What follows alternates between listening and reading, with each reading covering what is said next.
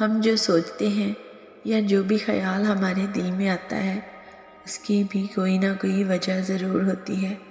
وہ خیال ایسے ہی نہیں آ جاتا دل میں، وہ خیال اللہ کی طرف سے ہوتا ہے۔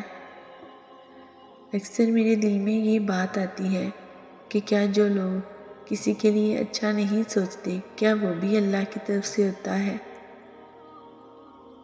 وہ خیال جس سے انسان دھیرے دھیرے اللہ کی طرف پلٹتا ہے، یہ وہی خیال ہے جس کا ذکر پہلی سطر میں کیا میں نے۔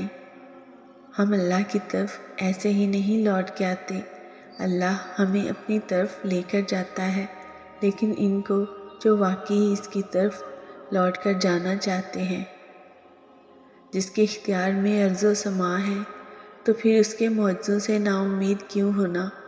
وہ بس ایک کن کہتا ہے اور سارے دکھ ختم ہو جاتے ہیں، محبتیں واپس لوٹا دی جاتی ہیں، سارے بگڑے کام سنوار دیے جاتے ہیں، خالی جھولیاں محبتوں اور چاہتوں سے بھر دی جاتی ہیں۔ پھر تو بس دنیا کی تمام طاقتیں تمہارے لیے اکٹھی ہو کر تمہارے لیے فایکون کے نظارے پیش کرتی ہیں۔ بے شک اللہ رب العزت ہر شے پر قادر ہے۔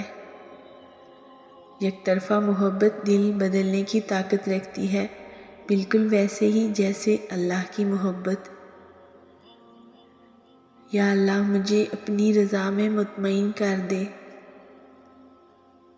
صبر معجزوں سے پہلے کی آزمائش ہوتی ہے، معجزے قریب ہیں اب اللہ کے، اپنے اس دل سے کہو اب نہ گھبرائے نصیب سے۔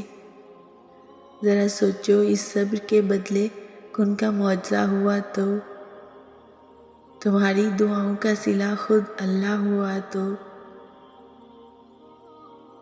دعاؤں میں سکون ملنے لگے تو سمجھو دعائیں قبول ہو گئیں، کیونکہ ان دعاؤں میں اللہ کی رضا شامل ہوتی ہے، اور تمہیں اللہ کی رضا میں مطمئن رہنا چاہیے۔